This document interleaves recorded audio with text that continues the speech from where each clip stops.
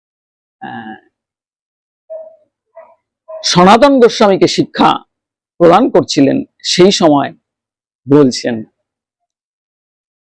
যে ভগবান শ্রীকৃষ্ণ এই মাধুর্য লীলা করতে আসেন।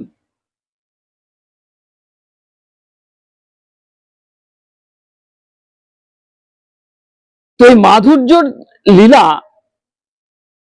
চারটে মূল মাধুর্য, সেটা হচ্ছে কি প্রেম মাধুর্য, লীলা মাধুর্য, বংশী মাধুর্য আর রূপ মাধুর্য।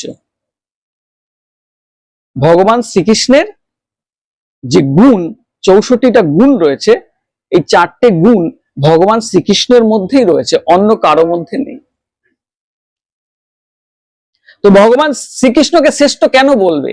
একজন মানুষকে কেন আমরা শ্রেষ্ঠ বলবো, বা একজন দেবতাকে কেন শ্রেষ্ঠ বলবো? তার গুণ দেখে শ্রেষ্ঠ বলবো।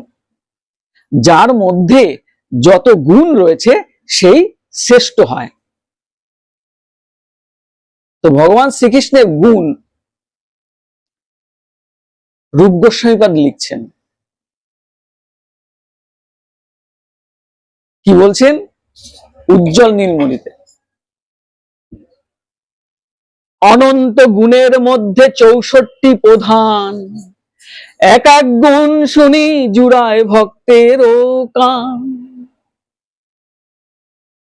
অয়ং নেতা সুরমঙ্গ সর্ব সুলক্ষণান্বিত, রুচির তেজ সাযুক্ত বলিয়ানো বয়সান্বিত, বিবিধ অদ্ভুত ভাষাবিদ সত্য বাক্য প্রিয়ম বদ, বাবাদুক সুপণ্ডিত বুদ্ধিমান প্রতিভান্বিত, বিদগ্ধ চতুর দক্ষ কৃতজ্ঞ সুদৃঢ়ব্রত, দেশ কাল সুপাত্রজ্ঞ শাস্ত্র চক্ষু সুচিবর্ষ, স্থির দান্ত ক্ষমাশীল গম্ভীর ধীতিমান সম, বদান্য ধার্মিক সুর করুণ মান্য মানাকৃত, দাক্ষিণ বিনয়ী হিমান শরণাগত পালক, সুখী ভক্ত সুহৃদ প্রেম বৎস সর্ব শুভঙ্কর, প্রতাপী কীর্তিমান রক্ত লোক সাধু সমাশ্রয়, নারীগণ মনোহারী সর্ব আরাধ্য সমৃদ্ধিমান, ধরিয়ান ঈশ্বর চেতি গুণাস্তু সানুকীর্তিতা, সমুদ্র ইবা 50 দুর্বিগাহ হরে রমি। 64 গুণের মধ্যে এই 50টা গুণ বলা হলো। আরো 5টা গুণ ব্রহ্মা এবং শিবের মধ্যে রয়েছে, আরো এক্সট্রা 5টা গুণ নারায়ণের মধ্যে রয়েছে। এ হচ্ছে 60টা, আরো 4টে এক্সট্রা শ্রীকৃষ্ণের মধ্যে রয়েছে, এটা হচ্ছে 64টা গুণ। অথ চিন্ত পঞ্চগুণা সুরাংশেন গিরিশাদিষু, সদা স্বরূপ সংপ্রাপ্ত সর্বজ্ঞ নিত্য নূতন, সচ্চিদানন্দ সন্দাঙ্গ চিদানন্দ ঘনাকৃতি, সর্ব অখিল সিদ্ধ সাত সর্ব সিদ্ধি নিষেবিত, অথ পঞ্চগুণা লক্ষ্মী সাদি বর্তনী, অবিচিন্ত মহাশক্তি কোটি ব্রহ্মাণ্ড বিগ্রহ, অবতারি বলি বীজং হতারি গতিদায়ক, আত্মা রাম গণাকর্ষি তন্মে কৃষ্ণে কিলাদ্ভূত, সর্ব অদ্ভুত চমৎকারী লীলা কল্লোল বারিধি, অতুল্য প্রেম মণ্ডিত প্রিয় মণ্ডল, ত্রিজগৎ মনাকর্ষি মুরলী কল পূজিত, অসম অনূর্ধ্ব রূপ শ্রী বিস্মাপিত চরাচর, লীলা প্রেম পিয়াধিক্ষং মাধুর্যং বেণুরূপায়, এ হচ্ছে মাধুর্য, বেণুরূপায়। তাহলে লীলা মাধুরী, বেণু মাধুরী, প্রেম মাধুরী আর রূপ মাধুরী। কৃষ্ণের মধুর রূপ শোন সনাতন, যে রূপের এক কোণ ডুবায় ত্রিভুবন, সর্বপ্রাণীরে করে আকর্ষণ। যোগমায়া চিদ শক্তি, বিশুদ্ধ সত্য পরিণতি, তার শক্তি লোকেরে দেখাইতে, সেই রূপ রতন ভক্তগণের গুরুধন, প্রকাশ কইল নিত্য লীলা হইতে। রূপ দেখি আপনার হইল চমৎকার, আস্বাদিতে মনে ওঠে কাম। নিজের রূপ দেখে নিজে চমৎকৃত হয়ে যাচ্ছে, আস্বাদন করার জন্য মনে বাসনা ইচ্ছা জাগৃত হচ্ছে। সৌভাগ্য যার নাম সৌন্দর্য আদি গুণগ্রাম, এই রূপ নিত্য তাহার ধাম। ভূষণে ভূষণ অঙ্গ তাহে ললিত ত্রিভঙ্গ, তার ওপর ভুর ধনু নর্তন। তেরেছে নেত্রান্তবান তার ধীর সন্ধান, বিন্দে রাধা গোপী গণমন। এই হচ্ছে শ্রীকৃষ্ণ, এই হচ্ছে শ্রীকৃষ্ণের মাধুর্য লীলা।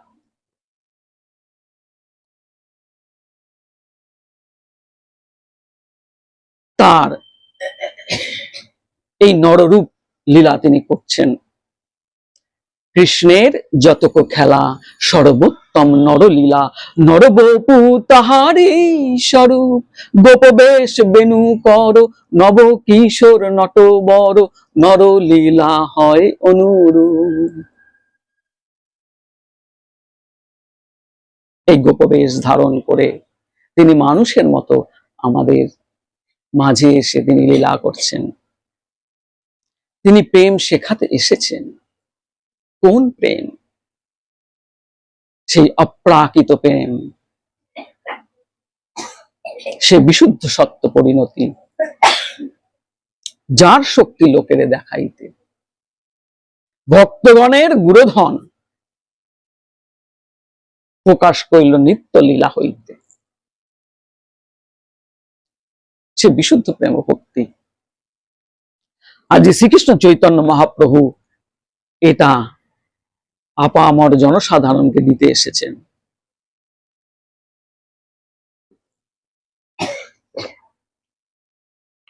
কৃষ্ণের যে বাঞ্ছা, যে ইচ্ছা, সেটা দাপরে পরিপূর্ণ হয়নি,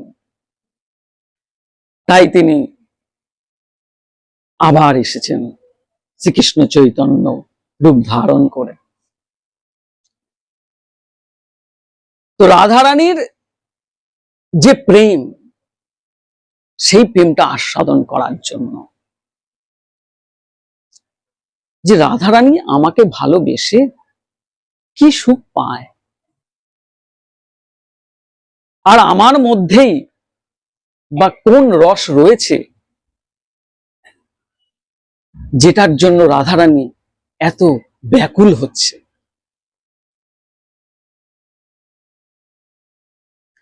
রাধায় প্রণয় মহিমা কিদৃশী বা অনয়া এব আস্বাদ্য, অদ্ভুত মধুরিমা কিদৃশী বা মোদীয়, সৌখ্যং চ অস্তি মদ অনুভব কিদৃশী, ইতি লোভাত তদ ভাবাড্ড সমজনী শচী গর্ভ সিন্ধু হরিন্দু। এই শচী গর্ভ সিন্ধুতে শ্রীকৃষ্ণ চৈতন্য মহাপ্রভু উদিত হলেন, আবির্ভূত হলেন। কিসের জন্য? এই তিনটে কারণের জন্য। যে রাধারানীর প্রণয় মহিমাটা কেমন, আমাকে ভালোবেসে সে কি অনুভব করে, আর আমার মধ্যেই বা কি রস আছে।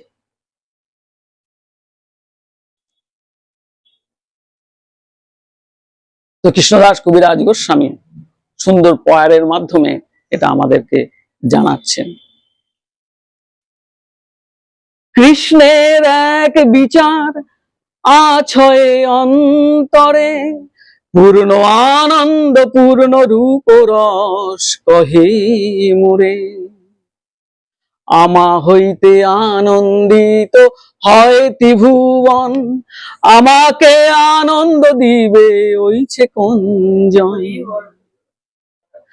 আমা হইতে যার হয় শত শত গুণ, সেই জন আল্লাহ দিতে পারে মোর মন।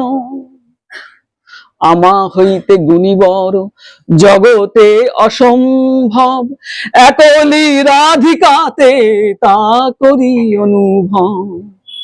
কোটি কাম যিনি রূপ যদ্যপি আমার, অসম অনূর্ধ্ব মাধুর্য সাম্য নাহিয়া। মোর রূপে আপ্যায়িত করে ত্রিভুবন, রাধার বচনে মোর হরয়ে শ্রবণ। মোর রূপে আপ্যাহিত করে ত্রিভুবন, রাধার দর্শনে মোর হরয়ে নয়ন। আর মোর গীত বংশীশ্বরে টানে ত্রিভুবন, রাধার বচনে মোর হরয়ে শ্রবণ। যদ্যপি মোর গন্ধে জগত সুগন্ধ, মোর চিত্ত ঘ্রাণ হরে রাধা অঙ্গগন্ধ। যদ্যপি মোর রসে জগত সরস, রাধার অধর রসে আমা করে বশ। যদ্যপি মোর স্পর্শে কোটি চন্দ্র শীতল, রাধার অঙ্গ স্পর্শে মোরে করে যে সুশীতল। এই রূপে আমি হই জগতের সুখের হেতু, রাধিকার রূপ গুণ আমার জীবাতু। এই রূপে অনুভব আমারও প্রতি, বিচারিয়া দেখি যদি সব বিপরীত। যখন আমি বিচার করছি তখন আবার বিপরীত হয়ে যাচ্ছে। আমি দেখছি রাধা রানী আমাকে সর্বদা সবকিছুতে আকর্ষণ করছে, কিন্তু যখন আবার বিচার করে দেখছি তখন যে বিপরীত হয়ে যায়, উল্টো হয়ে যাচ্ছে। সেটা কি? রাধার দর্শনে মোর জুড়ায় নয়ন, আমার দর্শনে রাধার সুখে আগোয়ান। পরস্পর বেণুগীতে হরয়ে চেতন, মোর ভূমে তমালে রে করে আলিঙ্গন। ভ্রমবশত তমাল গাছকে আলিঙ্গন করছে আমাকে ভেবে।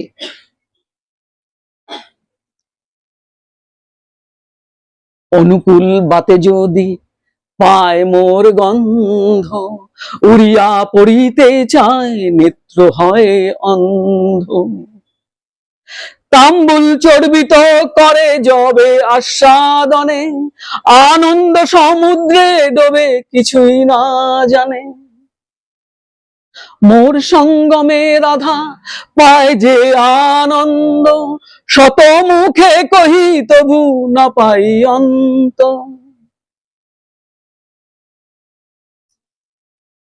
শত মুখে বললেও অন্ত পাওয়া যাচ্ছে না, যে আমাকে ভালোবেসে রাধারানী কত সুখ পাচ্ছে। তাতে জানি মতে আছে কোন এক রস, আমার মোহিনী রাধা তারে করে বশ। এই বিচারগুলো যখন আমি করছি তখন আমি বুঝতে পারছি তাহলে আমার মধ্যে কোনো এক রস আছে, যে রস আমাকে যে মোহিত করে সে উল্টো মোহিত হয়ে যাচ্ছে, রাধারানীকে বশ করে দিচ্ছে। তাহলে শ্রীকৃষ্ণের মধ্যে কোনো এক রস রয়েছে যে রসে রাধারানী বশ হয়ে যাচ্ছে। তাহলে এটা তো আমি শ্রীকৃষ্ণ দশায় অনুভব করতে পারছি না। তাহলে আমার রাধারানী জায়গাটা আমাকে নিতে হবে। তাহলে এই যুগে তার হলো না, কলি যুগে আমি এই রাধা ভাবকে ধারণ করে এই গৌরহরি হয়ে কিন্তু আজকে আসলেন এই রস আস্বাদনের জন্য। রাধা কৃষ্ণ মিলিত তনু, রসরাজ আর মহাভাব একত্রিত হয়ে আসলেন এই মহাভাব আস্বাদন করার জন্য এবং জগৎকে দেওয়ার জন্য। নিজে আস্বাদন করবেন এবং জগৎকে বিলিয়ে গেলেন। না হলে আমরা এই যে বলছি, এই বলার ক্ষমতাও থাকতো না। এই লীলা যদি না করতো, এই গ্রন্থ যদি প্রকাশিত না করতো, তাহলে বলার ক্ষমতাও থাকতো না। অনুভব তো দূরের কথা। কিন্তু কলিযুগের মানুষ ধন্য। এখন তো অনেকটা ঢেকে যাচ্ছে, কিন্তু শ্রীকৃষ্ণ চৈতন্য মহাপ্রভু সমসাময়িক এবং তার পরবর্তী কালেও যে সমস্ত মহাপুরুষরা এসেছেন, তারা কিন্তু এই মহাভাব দশা প্রাপ্ত, এই মঞ্জুরি যে তত্ত্ব, এটা অনুভব করেছেন। তারা সবাই মঞ্জুরি হয়ে গেছে। এই মঞ্জুরি ভাব উপাসনাটাই দিতে এসেছেন মহাপ্রভু। এই অনার্পিত চরিঙ্গ চিরাত করুণায় অবতীর্ণ কলৌ সমর্পয়িতু উন্নত উজ্জ্বল রস। এই যে উজ্জ্বল রস, এটা এই রসটা দিতে এসেছেন। উন্নত উজ্জ্বল রস, যেটা আগে কখনো দেন, এটা দিতে এসেছেন। কিন্তু এই গভীর নিগুড় রহস্যতম এই কৃষ্ণ রাধারানীর গোপীদের প্রেমে প্রবেশ করতে গেলে,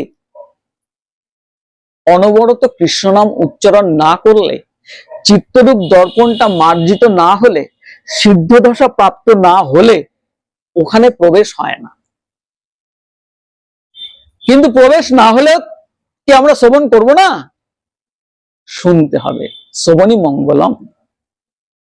বুঝুক বা না বুঝুক কেহ, শুনিতে শুনিতে সেহ কি অদ্ভুত চৈতন্য চরিত। বুঝিবে রসের রীতি, কৃষ্ণে উপজইবে প্রীতি, শুনিলেই যার বড় হবে হিত। শুনলেই যার বড় মঙ্গল হয়ে যায়। এই এক একটা অক্ষরের মধ্যে প্রেম ঢুকে রয়েছে, প্রেমময় অক্ষর। এটা উচ্চারণ করলে, শ্রবণ করলেই তার মঙ্গল হয়ে যায়। তার হৃদয়ের সমস্ত কলমশ নাশ হয়ে যায়, নাশ হতে থাকে।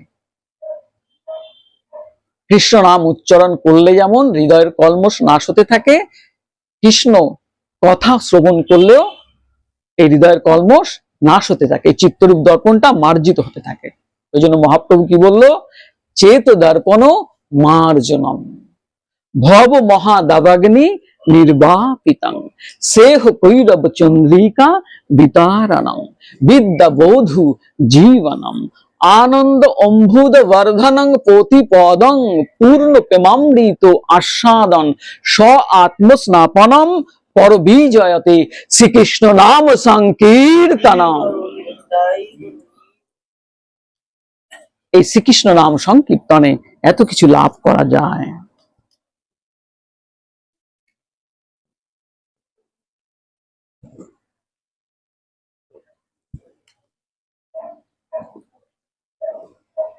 এই হচ্ছে কৃষ্ণ তত্ত্ব। তাহলে ঈশ্বর পরম কৃষ্ণ সচ্চিদানন্দ বিগ্রহ অনাদিরাদি গোবিন্দ সর্বকারণ কারণম। বৃন্দাবনের অপ্রাকৃত নবীন মদন কাম গায়ত্রী কাম বীজ যার উপাসন পুরুষ যোষিত কিবা স্থাবর জঙ্গম সর্বচিত্ত আকর্ষক সাক্ষাৎ মন্মথ মদন। চরি গোপীর মনোরথে মনমথের মনোমথে নাম ধরে মদন মোহন। যিনি পঞ্চস্বর দর্প স্বয়ং নবকন্দর্প রাস করে লইয়া গোপীগণ। এই শ্রীকৃষ্ণই এটা করছে, এই লীলা করছে। তো ভগবান স্বয়ং ভগবান হয়েও এই লীলা করছে, নরবত লীলা করছে। এই মাধুর্যময় লীলা। তো সর্ব ভগবত্তার সারই হচ্ছে এই মাধুর্য। মাধুর্যর ভগবত্তা সার বোঝে কইল প্রচার, তাহা সুখ ব্যাসেরই নন্দন। তো মাধুর্য হচ্ছে এই ভগবত্তার সার, এটা প্রচার করলো সুখদেব গোস্বামী, ব্যাসের নন্দন সুখদেব গোস্বামী। এই কৃষ্ণ লীলা, এই লীলা মাধুর্য, প্রেম মাধুর্য।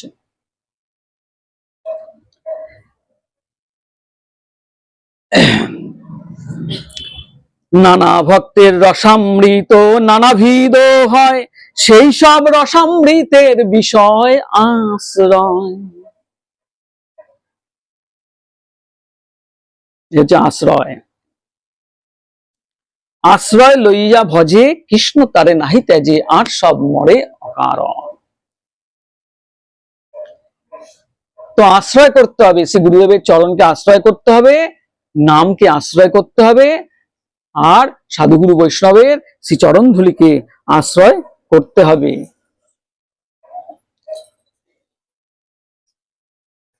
সাধু সঙ্গ করতে হবে। সাধুসঙ্গ, সাধুসঙ্গ সর্বশাস্ত্রে কয়, লবমাত্র সাধুসঙ্গ সর্বসিদ্ধি হয়। সাধুসঙ্গ করলেই প্রেরণা আসবে, সঞ্চারিত হবে, কৃষ্ণ ভক্তিটা সঞ্চারিত হয়। কৃষ্ণ ভক্তে কৃষ্ণ গুণ সকলই সঞ্চারে। কৃষ্ণ ভক্তের মধ্যে কৃষ্ণের গুণগুলো বিন্দু বিন্দু আকারে সঞ্চারিত হয়ে এই হৃদয়ে অলঙ্কৃত করে। হৃদয়টা পরিশুদ্ধ হয়, সুন্দর হয়, পবিত্র হয়, বিশুদ্ধ হয় এবং গুণে ভরে যায়। তো এই বিশুদ্ধ ভক্তি অনেক মার্গ রয়েছে, যোগমার্গ, কর্মমার্গ, জ্ঞানমার্গ, কিন্তু সমস্ত মার্গের মধ্যে শ্রেষ্ঠ হচ্ছে ভক্তি মার্গ। অর্জুন এই গীতায় জিজ্ঞাসা করেছিলেন ভক্তিযোগ 12 অধ্যায়, যে প্রভু তুমি তো অনেক মার্গের কথা বললে, কিন্তু কোনটা শ্রেষ্ঠ, কোনটা উত্তম মার্গ তুমি যদি আমায় বলো। এবং সতত যুক্তাজ ভক্তাস্তং পর্যুপাসতে, যে চপি অক্ষরম অব্যক্তং তেষাং কে যোগবি উত্তমা। কে উত্তম? তো কৃষ্ণ বলছে, মর্যাবেশিত মন যো মাং নিত্যযুক্ত উপাস্যতে, শ্রদ্ধায় পরপেতাস্তে মে যুক্ত তমোমতা। আমার মতে সেই উত্তম যে শ্রদ্ধা সহকারে আমার সঙ্গে নিরন্তর যুক্ত থাকে। শ্রদ্ধা অর্থাৎ ভক্তি সহকারে। যেতু অক্ষরম অনির্দেশ্য অব্যক্তং পর্যুপাসতে, সর্বত্র গম্য অচিন্ত কুটস্থ অচলং ধ্রুবম, সংনিরাম্য ইন্দ্রিয় গ্রাম্যং সর্বত্র সমবুদ্ধায়, তে প্রাপ্নুবন্তি মামেব সর্বভূতে হিতে রতা।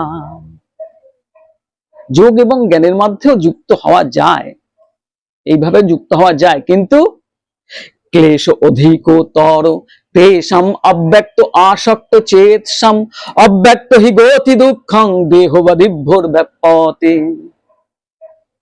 অধিক ক্লেশতর, কিন্তু ওই মার্গগুলোতে অনেক ক্লেশ যুক্ত, অনেক কষ্টকর, কারণ দেহে আত্মবুদ্ধি থাকার জন্য এটা হয় না, তারা পরিপূর্ণতা প্রাপ্ত হতে পারে না। মহাপ্রভু বলল, কেবল জ্ঞানী মুক্তি দিতে না রে বিনা ভক্তিতে, ভক্তি বিনে।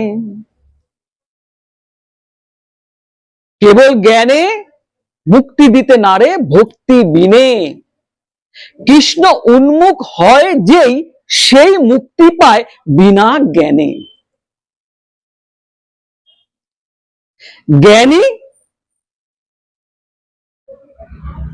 জ্ঞানী ভাবে যে আমি মুক্ত হয়ে গেছি।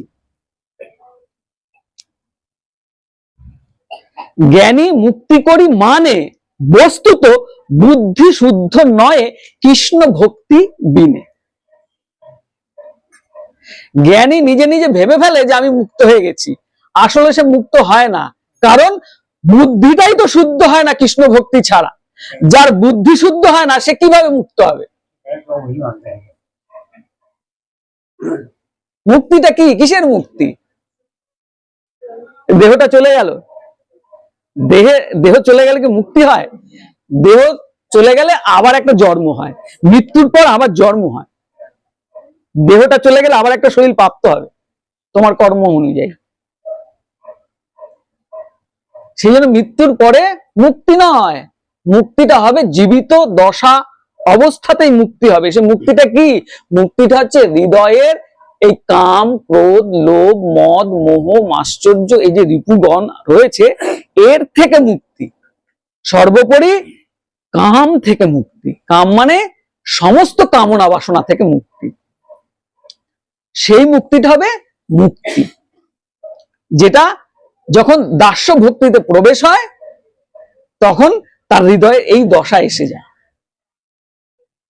ভবন্তি মেবানুচর নিরন্তর কদা হৈকান্তিক নিত্য কিঙ্কর নিঃশেষ প্রশান্ত মনোরথান্তর। কবে নিঃশেষ হবে এই প্রশান্ত মহাসাগরের মতো আমার এই ইচ্ছা, আর তোমার নিত্য কিঙ্কর হব। তো হৃদয়ের এই দশা এসে যায়, কবে আমার সমস্ত কামনা বাসনা নিঃশেষ হয়ে যাবে। এই হচ্ছে মুক্তি, আসল মুক্তি। এই মুক্তি কার হয়? ভক্তের হয়। ভক্তি ছাড়া কখনো মুক্তি হয় না, প্রেম ছাড়া আসল মুক্তি হয় না। সেই জন্য ভগবান বলছে যে তুমি যখন প্রশ্ন করলে অর্জুন, তাহলে শোনো, এই ভক্তি হচ্ছে শ্রেষ্ঠ। তুমি এই ভক্তিকে আশ্রয় করো, আমাকে আশ্রয় করো আর ভক্তিকে আশ্রয় করো। তাহলে আমি কি করব? যেতু সর্বাণি কর্মাণি সন্ন্যাস মৎপরা অনন্যৈব যোগেন মাং ধ্যায়ন্তে উপাস্যতে তেষাং অহং সমুর্ধর্তা মৃত্যু সংসার সাগরা ভবামি ন চিরাৎ পার্থ মর্যাবেশিত চেতসাম মর্যেব মন অধৎস মই বুদ্ধিং নিবেশয় নিবেশস্যসি মর্যেব অত ঊর্ধ্বং ন সংশয় অথ চিত্তং সমাধাতুং ন শক্নোসি মই স্থিরম অভ্যাসেন তত মমুচ্ছক্তিং ধনঞ্জয়। তুমি অভ্যাস করো আর সমস্ত কিছু আমাকে অর্পণ করো।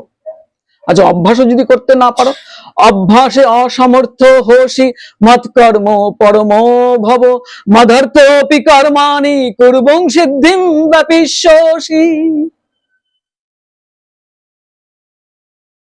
তুমি যদি অভ্যাসও করতে না পারো তাহলে আমার কর্মটা করো।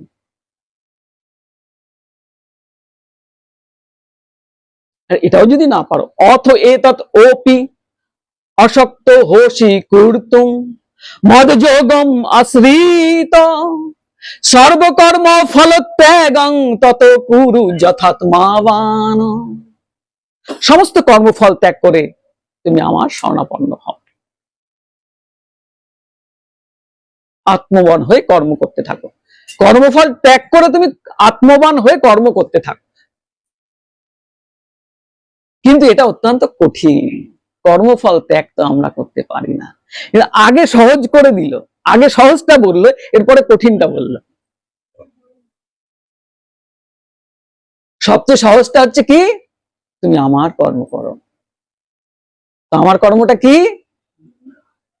গীতায় অন্য জায়গায় বলছে, মন্মনা ভব মদ ভক্ত মদজাজি মাং নমস্কুরু মম বিশ্বাসী সত্যং তে প্রীতিজন্য প্রিয় হোসি মে সর্বধর্ম পরিত্যাজ্য মামেকং শরণং ব্রজ অহং তাং সর্ব পাপেভ্যো মোক্ষয়িষ্যামি মা শুচ। তোমার আর চিন্তা করতে হবে না, তোমার সব দায়িত্ব আমি নিয়ে নেব। তোমার আর চিন্তা করতে, মা শুচ, তোমার চিন্তা করতে হবে না, আমি দায়িত্ব নিয়ে নেব।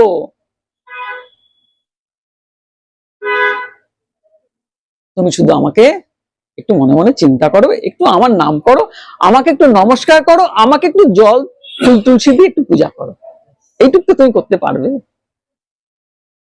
কত সহজ। তো কর্মফল ত্যাগের কথা বললো। কর্মফল ত্যাগ হচ্ছে অনেক উচ্চ স্তরে উঠলে পরে কর্মফল ত্যাগ হয়। এই বাসনা যখন থাকে না, তখন আপসেই কোনো কর্মফলের আকাঙ্ক্ষা আর থাকে না।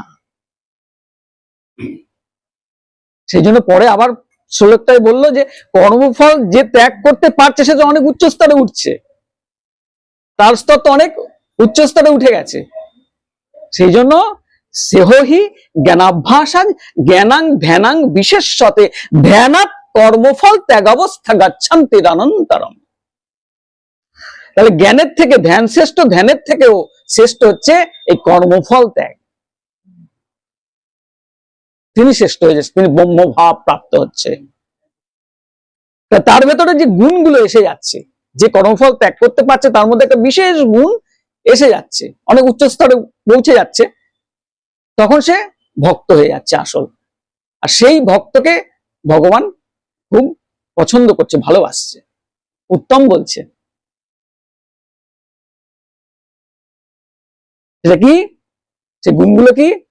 অদ্দেষ্টা সর্বভূতানাং মৈত্রী করুণা এবচ নির্মম নিরহংকার সমদুঃখ সুখ ক্ষমি সন্তুষ্ট সততং যোগী যথাত্মা দৃঢ় নিশ্চয় মর্যাপ্রীত মনোবুদ্ধি যো মদ্ভক্ত সমে প্রিয় যস্মান উদ্বিজ্জতে লোক লোকান উদ্বিজ্জতে চ য হর্ষমর্ষ ভয় উদ্বেগ মুক্ত যশ চ মে প্রিয় অনপেক্ষ সূচি দক্ষ উদাসীন গত ব্যথ সর্বারম্ভ পরিত্যাগী যো মদ্ভক্ত সমে প্রিয় সমসৌত্রে চ মিত্রে চ যথামান অপমানয় শীতষ্ণ সুখ দুঃখ সমসংঘ বিবর্জিত তুল্য নিন্দা স্তুতির মৌনী সন্তুষ্ট যেন কেন চিত অনিকেত স্থিরমতি ভক্তিমান যোপিয় নর।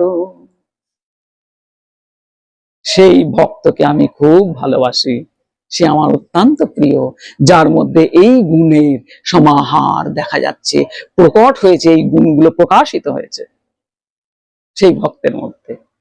এই গুণগুলো কার গুণ? সব শ্রীকৃষ্ণের গুণ ভক্তের মধ্যে সঞ্চারিত হয়।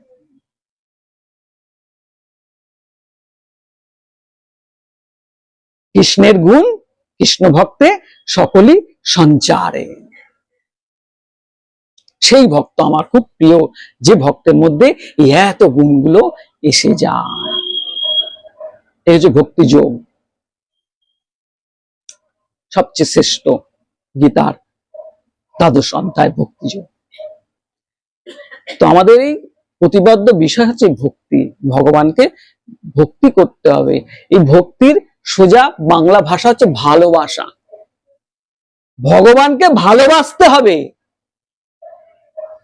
নানা উপচারে দিয়ে পুজো করলে সে গ্রহণ করে না, যদি ভক্তের হৃদয়ে ভালোবাসা না থাকে।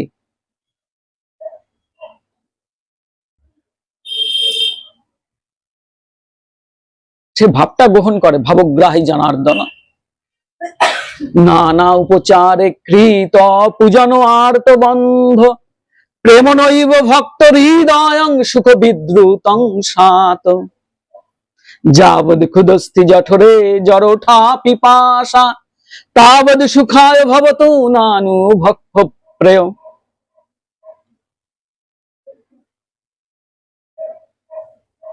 লালসা চাই, ভগবানকে আমাকে পেতেই হবে, এই ইচ্ছা জাগ্রত হবে। কৃষ্ণ ভক্তি রস ভাবিতা মতি। রায় রামানন্দ বলছেন, তার লেখা। কৃষ্ণ ভক্তি রস ভাবিতা মতি ক্রিয়াতং যদি কুতোপি লভ্যতে তত্র লৌলমোপি মূল্যমে কলং জন্ম কোটি সুকৃতি ন লভ্যতে। কোটি জন্মের সুকৃতি দাহা যা পাওয়া যায় না, কিন্তু লালসা লৌললোপি মূল্যমে কলং, লালসারূপী মূল্য দিয়ে এই কৃষ্ণ ভক্তি পাওয়া যায়। আর কৃষ্ণ ভক্তি পাওয়া গেলে কৃষ্ণকেও পাওয়া যায় নিশ্চিত। বিশুদ্ধ ভক্তি যার হৃদয়ে এসেছে সে কৃষ্ণকে পেয়ে বসে আছে, তার আর চিন্তা নাই। তো আজকে শ্রীকৃষ্ণ চৈতন্য মহাপ্রভু রায় রামানন্দের কাছ থেকে এই কৃষ্ণ তত্ত্ব সম্পর্কে শুনছেন।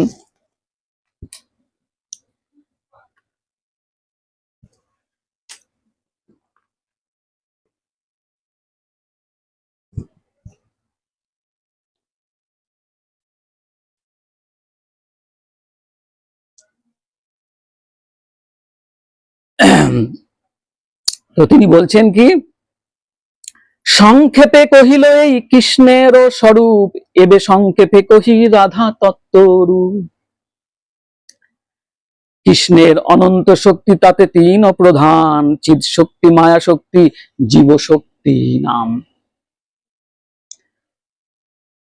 কৃষ্ণের স্বরূপ গুণ এগুলো বর্ণনা করতে গেলে তো অনন্ত মুখ দিয়েও অনন্ত কাল ধরে বর্ণনা করলেও তার শেষ হয় না। তাই বলছে সংক্ষেপে বললাম, কিঞ্চিত। সংক্ষেপে কহিল এই কৃষ্ণের স্বরূপ, এবে সংক্ষেপে কহি রাধা তত্ত্বরূপ। কৃষ্ণের অনন্ত শক্তি তাতে তিন প্রধান, চিদ শক্তি, মায়া শক্তি, জীব শক্তি নাম। তাহলে কৃষ্ণের অনন্ত শক্তি, কিন্তু প্রধান যে শক্তি সেটা হচ্ছে তিনটে ভাগে ভাগ করা হয়েছে। একটা হচ্ছে চিৎ শক্তি, মায়া শক্তি আর জীব শক্তি। তো অন্তরঙ্গা বহিরঙ্গা তথস্থা কহি যারে, অন্তরঙ্গা স্বরূপ শক্তি সবার ওপরে। তাহলে একটা হচ্ছে অন্তরঙ্গা বহিরঙ্গা, একটা হচ্ছে তটস্থা শক্তি। তটস্থা মানে হচ্ছে মাঝখানের শক্তিটা, যেটা জীব শক্তি, যেটা ভগবানের অংশ। এই যে মমৈবাংশ জীবলোকে, ভগবানের অংশ আমরা, এই জীব শক্তি। তা আমাদের মধ্যে যে আত্মা রয়েছে এটা হচ্ছে তটস্থা শক্তি। আর এই যে মায়া শক্তি, অনন্ত কোটি বিশ্ব ব্রহ্মাণ্ড যার দ্বারা চালিত হচ্ছে, এই যত মূর্তি, এসব মায়া শক্তি, মহামায়ার বহিরঙ্গা। আর জীবশক্তি আত্মা যে ভেতরে, সেটা হচ্ছে তটস্থা শক্তি। আর তারও ভেতরে যে অন্তরঙ্গা শক্তি, সে অন্তরঙ্গা শক্তি আবার সচ্চিদ আনন্দময় শক্তি। অন্তরঙ্গা শক্তিকে আবার তিনটে ভাগ করা হচ্ছে, সৎ, চিৎ, আনন্দ। আবার এই আনন্দদায়িনী শক্তি হচ্ছে যার মধ্যে হল্লাদিনী শক্তি রয়েছে। তো এই হল্লাদিনী শক্তি যখন, হল্লাদিনী শক্তিটা যখন গাঢ় হচ্ছে তখন তাকে প্রেম বলা হচ্ছে। আর প্রেম যখন বৃদ্ধি হচ্ছে, প্রেম বৃদ্ধি ক্রমে নাম স্নেহ, মান, প্রণয়, রাগ, অনুরাগ, ভাব, মহাভাব হয়। এই মহাভাব স্বরূপিনী শ্রী রাধা ঠাকুরানী সর্বগুণক্ষণী কৃষ্ণকান্তা শিরোমণি।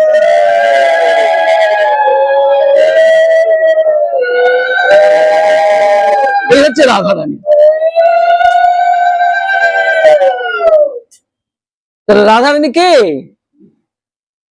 রাধারানী হচ্ছে কৃষ্ণের অন্তরঙ্গা শক্তি। সেই অন্তরঙ্গা শক্তির মধ্যে আনন্দদায়িনী শক্তি, আনন্দদায়িনী শক্তির মধ্যে আহ্লাদিনী শক্তি, তার মধ্যে গাঢ় হয়ে প্রেম, প্রেম যখন বৃদ্ধি হয়ে সেই মহাভাব দশা প্রাপ্ত হচ্ছে, সেই মহাভাব স্বরূপিনী হচ্ছে রাধা ঠাকুরানী। আর মহাভাবেরও ওপরে আবার ভাগ করা হচ্ছে মোহন এবং মাদন মহাভাব। এই মাদনাক্ষ মহাভাব হচ্ছে রাধারানী। তাহলে কোন স্তরে? এই হচ্ছে রাধারানী। সেই জন্য রাধারানী হচ্ছে সর্বগুণক্ষণে কৃষ্ণ কান্তা শিরোমণি।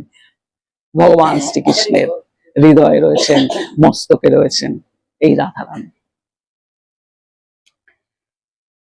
তো সচ্চিদ আনন্দময় কৃষ্ণেরও স্বরূপ, অতএব স্বরূপ শক্তি হয় তিন রূপ।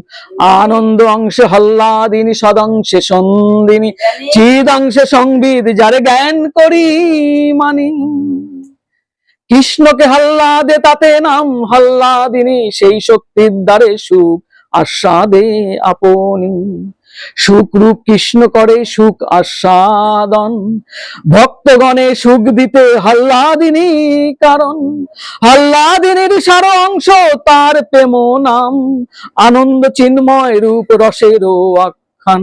প্রেমেরও পরম সার মহাভাব জানি, সেই মহাভাব স্বরূপা রাধা ঠাকুরানী।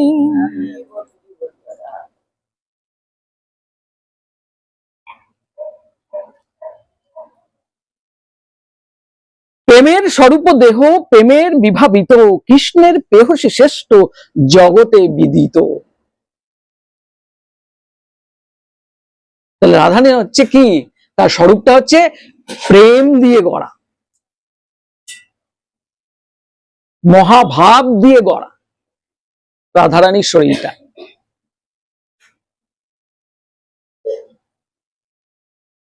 কিন্তু লীলা করছে ওই স্বরূপেই, আমরা জানি না। আর তাদের একটা আবৃত করে রেখেছে, সেটা কে? যোগমায়া।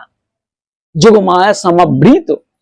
এই যোগমায়া যারা আবৃত থাকার জন্য, তারা যে ভগবান, তাদের সেই স্মৃতিটা থাকে না, নালে লীলা হবে না। ভগবত্তার যে স্মৃতি, এটা যদি সর্বদা থাকে, তাহলে নরবৎ লীলা করতে পারবে না।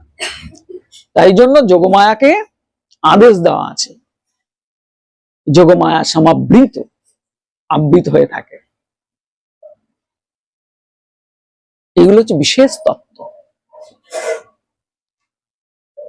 মহাপ্রভু কৃপা করে আমাদের দিয়ে গেলেন, কি জিনিস দিয়ে গেলেন।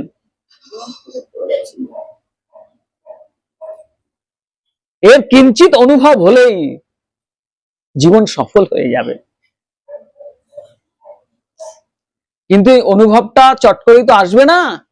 অনুভবটা আসবে সর্বদা কৃষ্ণ নাম উচ্চারণ করতে হবে মুখে। এটা অভ্যাস করে ফেলতেই হবে, কিছু করার নেই। এর থেকে সহজ উপায় আর নেই অনন্ত কোটি বিশ্ব ব্রহ্মাণ্ডে। খাইতে শুইতে যথা তথা নাম লয়, দেশ কাল পাত্র নাই সর্বসিদ্ধি হয়। মহাপ্রভু বারবার এই কথাটাই বলছে যে তোমরা প্রেম প্রাপ্ত অবশ্যই হয়ে যাবে, কিন্তু অনবরত নামটা উচ্চারণ করতে হবে। আর কলিযুগে নাম ছাড়া অন্য কোনো উপায় নেই। হরের নাম হরের নাম হরের নাম কেবলম, কলৌ নাস্তিব্য নাস্তিব্য নাস্তিব্য গতিরৈভ অন্যথা। আর কোনো গতি নেই।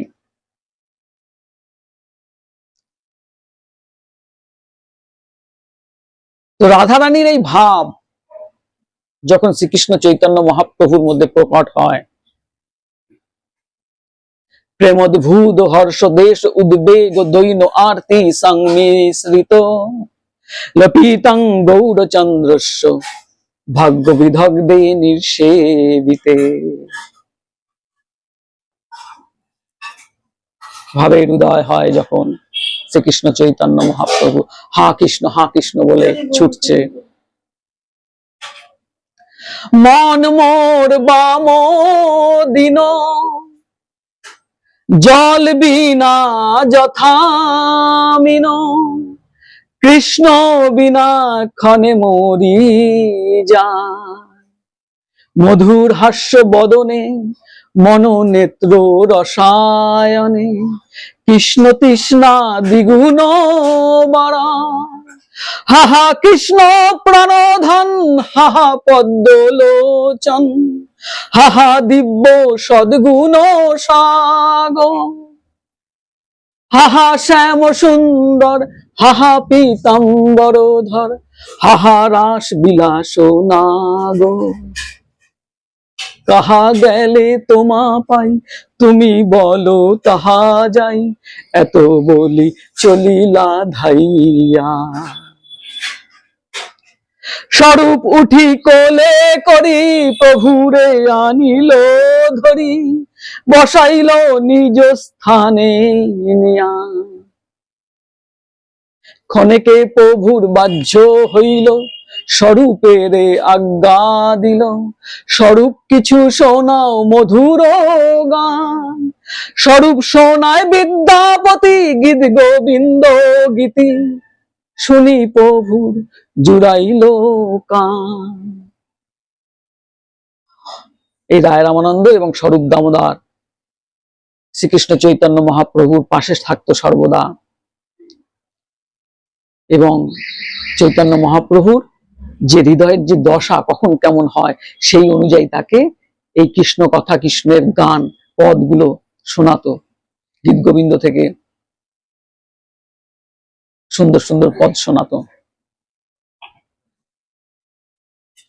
বিশ্বেস্য মন অনুরঞ্জনেন জানয়ন্ন আনন্দ মিন্দিবর, সে নিঃশ্যামল কোমল রূপ নয়ন অঙ্গরঙ্গ উৎসবম, স্বচ্ছন্দং ভজ সুন্দরী ভিরভীত প্রত্যঙ্গ আলিঙ্গিত, শৃঙ্গার সখী মনিব মধ্যে মুগ্ধ হরি কিরতি।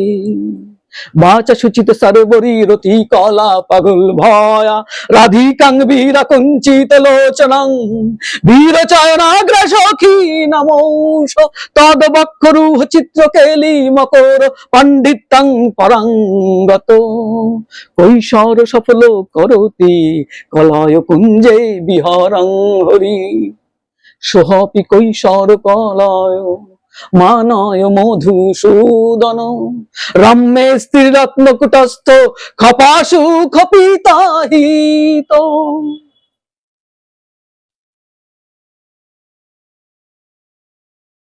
এই রাসের নিগুড় রহস্যতম পদগুলো মহাপ্রভুকে শোনাতো, কারণ মহাপ্রভু হচ্ছে সেই রাধা ভাবে ভাবিত, মহাভাবে ভাবিত। শ্রীকৃষ্ণের সঙ্গে সর্বদা যেন রাস করছে এরকম ভাব তার হৃদয় সর্বদা থাকতো।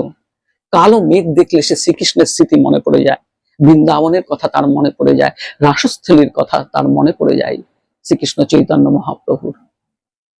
তখন এই সমস্ত পদগুলো গান করে তাকে শান্ত করত। এই হচ্ছে রাধারানীর ভাব, শ্রীকৃষ্ণ চৈতন্য মহাপ্রভুর ভাব। তো বিস্তারিত আরো অনেক রাধা তত্ত্ব রয়েছে, অনেক বড়, কিন্তু আমাদের সময়ের তো অভাব, সেই জন্য আজকে আমরা এখানেই পাঠ বিশ্রাম করলাম। জয় জয় নিতাই গৌর হরি বল।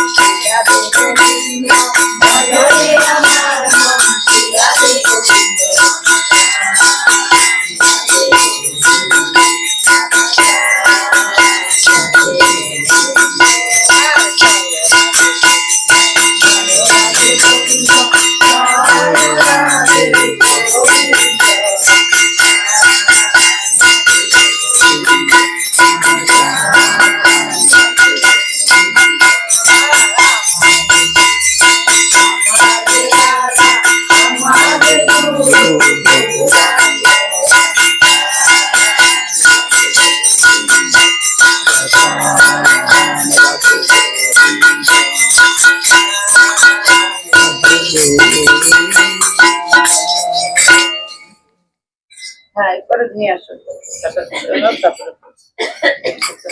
তারপরে